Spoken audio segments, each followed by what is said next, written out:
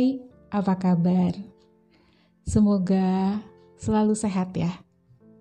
Saya Riani kembali hadir untuk membacakan Bukexiansu volume yang kedua, melanjutkan Bukexiansu volume yang pertama. Di volume pertama, apabila ada yang belum menontonnya, boleh dilihat di playlist Media Jawara. Dan apabila ada yang suka membaca saja, ada juga versi PDF-nya di Media Jawara. Di cerita sebelumnya, Xin Liong menetap dalam sebuah gua di hutan 1000 bunga dan menjadi tempat pengobatan untuk warga di sekitar hutan tersebut. Baiklah, saya akan lanjutkan ke volume kedua. Selamat mendengarkan. Demikianlah, sampai 2 tahun lamanya, anak berusia 5 tahun ini tinggal seorang diri di dalam hutan 1000 bunga.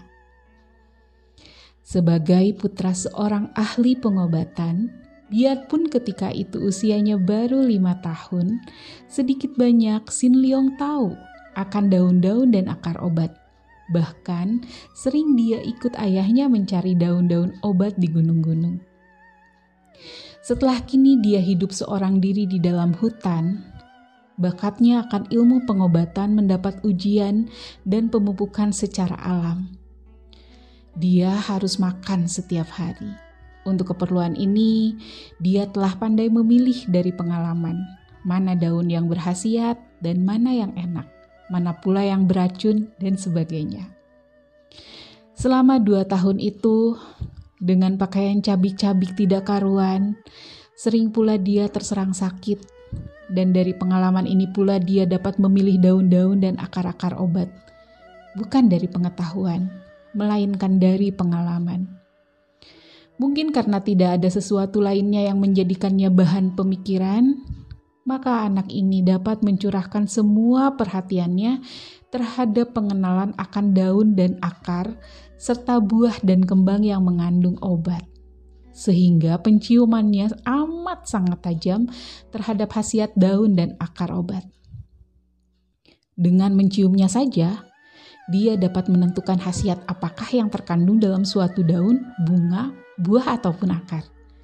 Tidak kelirulah kata-kata orang bahwa pengalaman adalah guru terpandai. Tentu saja, kata-kata itu baru terbukti kebenarannya kalau seseorang memiliki rasa kasih terhadap apa yang dilakukannya.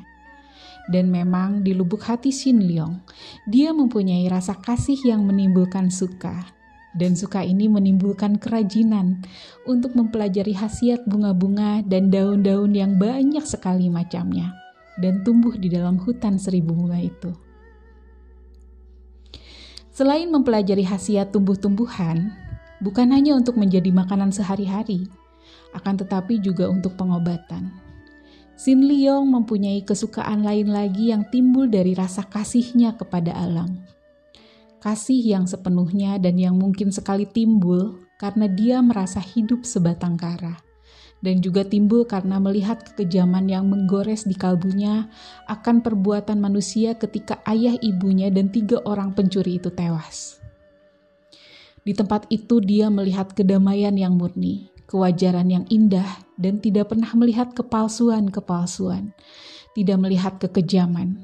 Rasa kasih kepada alam ini membuat dia amat peka terhadap keadaan sekelilingnya, membuat perasaannya tajam, sehingga dia dapat merasakan betapa hangat dan nikmatnya sinar matahari pagi, betapa lembut dan sejuk segarnya sinar bulan purnama, sehingga tanpa ada yang memberitahu dan menyuruh hampir setiap pagi dia bertelanjang mandi cahaya matahari pagi dan setiap bulan purnama dia bertelanjang mandi sinar bulan purnama. Tanpa disadarinya, tubuhnya telah menerima dan menyerap inti tenaga mukjizat dari bulan dan matahari, yang membuat darahnya bersih, tulangnya kuat, dan tenaga dalam di tubuhnya makin terkumpul di luar kesadarannya. Setelah keringat membasahi seluruh tubuh dan beberapa kali memutar tubuhnya yang duduk bersila di atas batu, Xin Liong turun dari batu itu, menghapus peluh dengan sapu tangan lebar. Setelah tubuhnya tidak berkeringat lagi, setelah dibelai berselirnya angin pagi, dia mengenakan lagi pakaiannya dan pergi mengeluarkan bunga, daun, buah dan akar, obat dari dalam goa untuk dijemur di bawah sinar matahari. Inilah yang menjadi pekerjaannya sehari-hari, selain mencangkok, memperbanyak, dan menanam tanaman-tanaman yang berkhasiat. Menjelang tengah hari, mulailah berdatangan penduduk yang membutuhkan obat. Di antara mereka terdapat pula beberapa orang Kang Au yang kasar dan menderita luka beracun dalam pertempuran. Untuk mereka semua, tanpa pandang bulu, Sin Leong memberikan obatnya setelah memeriksa luka-luka dan penyakit yang mereka derita. Lebih dari 15 orang datang berturut-turut minta obat, dan yang datang terakhir adalah seorang laki-laki setengah tua bertubuh tinggi besar. Di punggungnya tergantung golok, dan dia datang terpincang-pincang karena pahanya terluka hebat, luka yang membengkak dan menghitam. "Sin Leong, kau tolonglah aku." Begitu tiba di depan goa di mana Sin Leong duduk dan memotong-motong akar basah dengan sebuah pisau kecil, laki-laki bermuka hitam dan bertubuh tinggi besar itu menjatuhkan diri dan merintih kesakitan. Sin Leong mengerutkan alisnya. Di antara orang-orang yang minta pengobatan, dia paling tidak suka melihat orang Kang Au yang dapat dikenal dari sikap kasar dan senjata yang selalu mereka bawa. Namun belum pernah dia menolak untuk mengobati mereka. Bahkan diam-diam dia menilai mereka itu sebagai orang-orang yang berwatak serigala, yang haus darah, yang selalu saling bermusuhan dan saling melukai. Sehingga mereka ini merupakan manusia-manusia yang patut dikasihani karena tidak mengenal apa artinya ketentraman, kedamaian, dan kasih antar manusia yang mendatangkan ketenangan dan kebahagiaan. Orang tua gagah, bukankah 2 bulan yang lalu kau pernah datang dan minta obat karena luka di lengan kirimu yang keracunan? Tanyanya sambil menatap wajah berkulit hitam itu. Benar sekali Sin Leong. Aku adalah Sin Hek Au, macan hitam sakti yang dahulu terkena senjata jarum beracun di lenganku. Akan tetapi sekarang aku menderita luka lebih parah lagi. Pahaku terbacok pedang lawan, dan celakanya pedang itu mengandung racun yang hebat sekali. Kalau kau tidak segera menolongku, aku akan mati, Sin Leong. Sin Leong tidak berkata apa-apa lagi. Ia menghampiri orang yang di atas tanah itu, memeriksa luka menganga di balik celana yang ikut robek. Luka itu lebar dan dalam. Luka yang tertutup oleh darah yang menghitam dan membengkak, bahkan ketika dipegang seluruh kaki itu terasa panas, tanda keracunan hebat. Sin Leong menarik napas panjang. "Lo Eng Hyong, mengapa engkau masih saja bertempur dengan orang lain, saling melukai dan saling membunuh?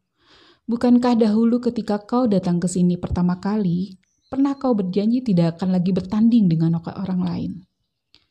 Mata yang lebar itu melotot, kemudian pandang matanya melembut. Tak mungkin dia dapat marah kepada anak ajaib ini. Seorang anak kecil berusia 7 tahun dapat bicara seperti itu kepadanya. Seolah-olah anak itu adalah seorang kakek yang menjadi petapa dan hidup suci. "Sin Leong, aku adalah Sin Hek Au. Dan jangan kau menyebut Lo Eng Hyong, orang tua gagah kepadaku. Aku adalah seorang perampok, mengertikah kau? Seorang perampok tunggal yang mengandalkan hidup dari merampok orang lewat. Kalau aku tidak butuh barang, aku tentu tidak akan mengganggu orang. Dan kalau orang yang kumintai barangnya itu tidak melawan, aku tentu tidak akan menyerangnya. Akan tetapi 2 kali aku keliru menilai orang. Dahulu aku menyerang seorang nenek yang kelihatan lemah, dan akibatnya lenganku terluka hebat. Sekarang aku merampok seorang kakek yang kelihatan lemah, yang membawa barang berharga dan akibatnya pahaku hampir buntung dan kini keracunan hebat. Kau tolonglah, aku akan berterima kasih kepadamu, Sin Leong. Dan aku datang kali ini juga akan mengabarkan sesuatu yang amat penting bagimu. Lo Eng Hyong, Aku tidak membutuhkan terima kasih dan balasan. Aku mengenal khasiat tetumbuhan di sini. Tetumbuhan itu tumbuh di sini begitu saja, mempersilahkan siapapun juga yang mengerti untuk memetik dan mempergunakannya tanpa membeli, tanpa merampas, dan tanpa menggunakan kekerasan. Aku hanya memetik dan menyerahkan kepadamu. Perlu apa aku minta terima kasih dan balasan? Lukamu ini hebat. Seluruh kaki sudah panas, berarti darahmu telah keracunan. Untuk mengeluarkan racunnya yang masih mengeram di sekitar luka, sebaiknya luka itu dibuka agar dapat diobati. Tidak seperti sekarang ini, ditutup oleh darah beracun yang mengering. Dapatkah kau membuka lukamu itu, Lo Ong Hyong? Orang setengah tua itu membelalakan mata dan kembali dia kagum mendengar cara bocah itu bicara. Akan tetapi keheranannya lenyap ketika dia teringat bahwa bocah ini adalah Sin Leong, anak ajaib. Maka dia lalu menghunus goloknya. Saat melihat berkelebatnya sinar golok, Sin Leong memejamkan matanya. Terbayang kembali 3 batang golok yang membacoki tubuh ayah bundanya dan banyak golok yang kemudian membacoki tubuh 3 orang pencuri itu.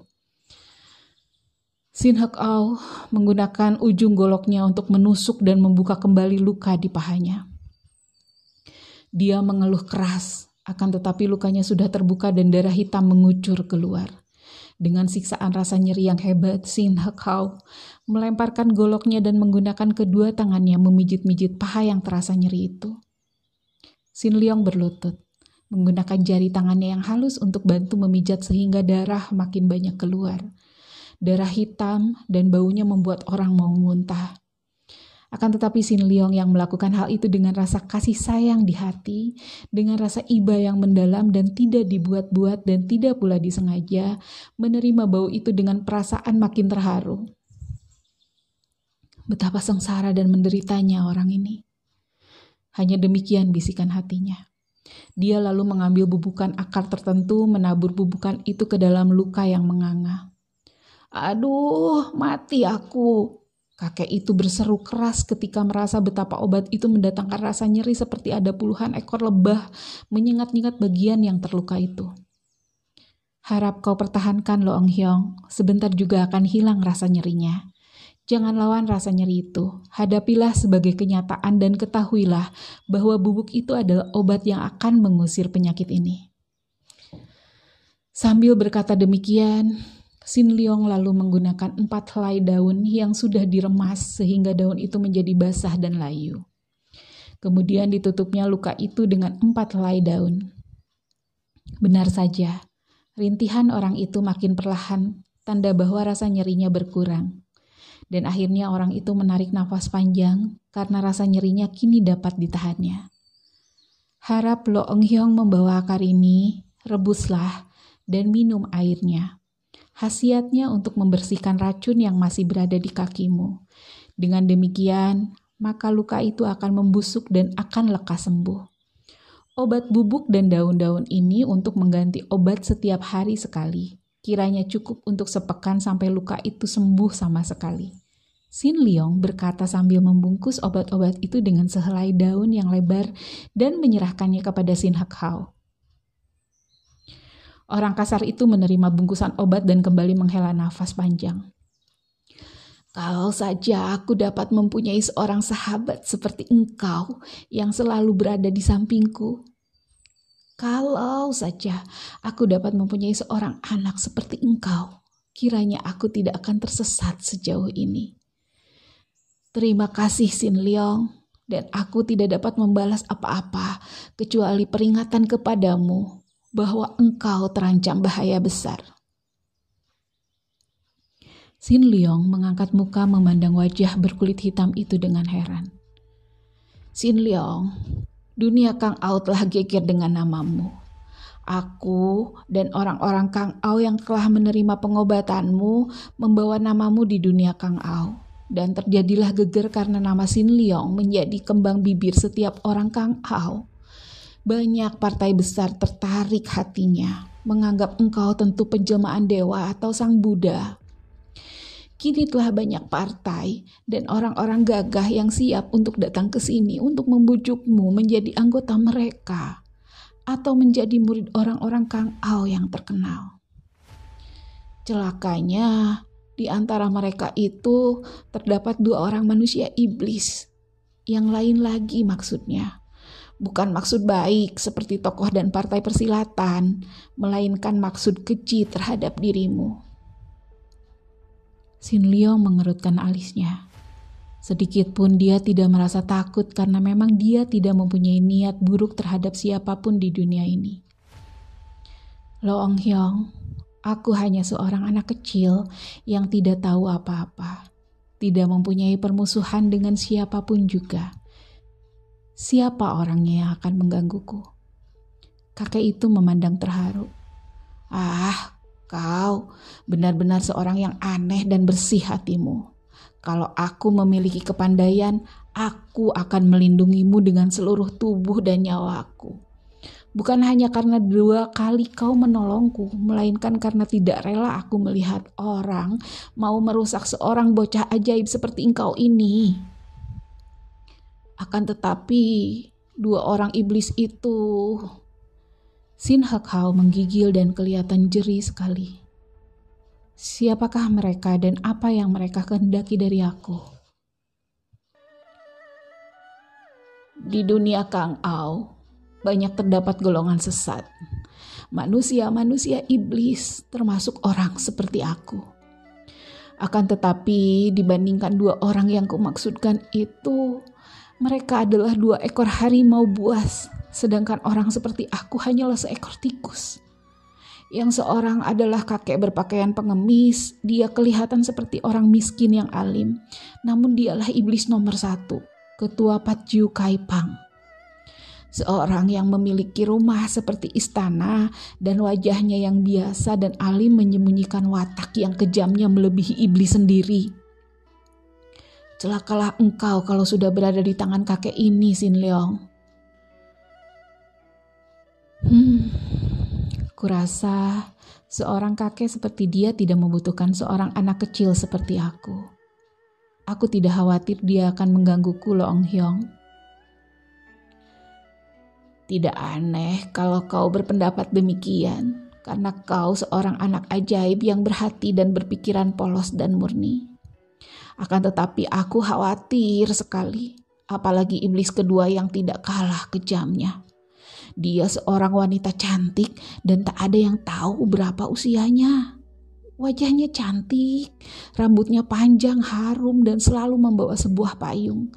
Kelihatannya lemah dan membutuhkan perlindungan. Akan tetapi seperti iblis pertama, semua kecantikan dan kelemah lembutannya itu menyembunyikan watak yang sesungguhnya. Watak yang lebih keji dan kejam daripada iblis sendiri. Lo Ong Hyong, harap saja Lo Ong Hyong tidak memburuk-burukan orang lain seperti itu. Aku tidak percaya. Kakek itu menarik nafas panjang lalu bangkit berdiri. Aku sudah memberi peringatan kepadamu, Sin Leong. Dan kalau kau mau, marilah kau ikut aku bersembunyi di tempat aman, sehingga tidak ada seorang pun yang tahu. Setelah keadaan benar aman, barulah kau kembali ke sini. Aku mendengar berita angin bahwa 2 iblis itu sedang menuju ke Jeng Hoasan mencarimu. Namun Sin Leong menggeleng kepala. Aku dibutuhkan oleh penduduk pedusunan di sini. Aku tidak akan pergi kemana-mana, Lo Ong Hyong. Sudahlah, aku sudah berusaha memperingatkanmu. Mudah-mudahan saja benar-benar tidak terjadi seperti yang kukhawatirkan. Dan lebih-lebih lagi mudah-mudahan aku tidak akan terluka lagi seperti ini. Sehingga kalau kau benar-benar sudah tidak berada lagi di sini, aku payah mencari obat. Selamat tinggal, Sin Leong. Dan sekali lagi terima kasih. Selamat jalan, Lo Ong Hyong. Semoga lekas sembuh. Orang itu berjalan menyeret kakinya yang terluka. Baru belasan langkah ia menoleh lagi dan berkata, "Benar-benarkah kau tidak mau ikut bersamaku untuk bersembunyi, Sin Leong?" Sin Leong tersenyum dan menggeleng kepala tanpa menjawab. "Sin Leong, siapakah namamu yang sesungguhnya?" Aku disebut Sin Leong, biarpun aku merasa seorang anak biasa. Aku tidak tega menolak sebutan itu. Kau mengenalku sebagai Sin Leong, itulah namaku. Sin Hak Hao menggeleng kepala, lalu melanjutkan perjalanannya dan masih menggeleng-geleng sambil mulutnya mengomel. Anak ajaib, anak ajaib. Sayang. Dan dia mengepal tinju seolah-olah hendak menyerang siapapun yang akan mengganggu bocah yang dikaguminya itu.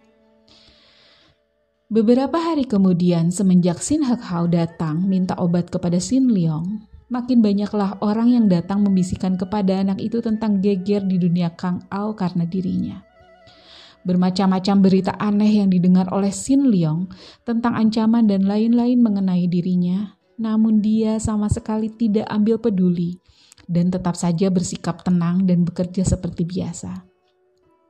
Tidak pernah gelisah, bahkan sama sekali tidak pernah memikirkan tentang berita yang didengarnya itu. Itulah Bukek Xiansu volume kedua. Penasaran dengan cerita selanjutnya? Nantikan Bukek Xiansu volume ketiga yang akan kami upload secepatnya. Selamat istirahat, tetap bahagia, dan selalu sehat. Dadah.